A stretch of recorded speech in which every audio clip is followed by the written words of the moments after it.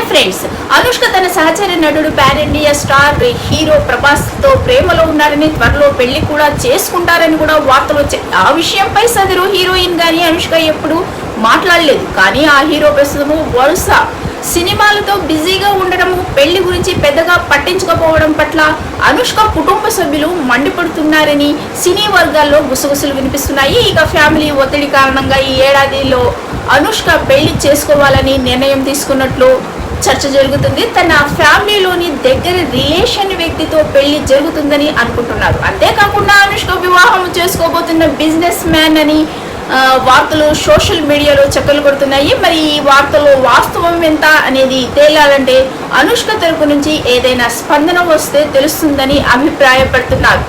అయితే అభిమానులు మాత్రము ప్రభాస్ని మాత్రమే చేసుకోవాలని ఇంకెవరిని ఊహించుకోలేరు.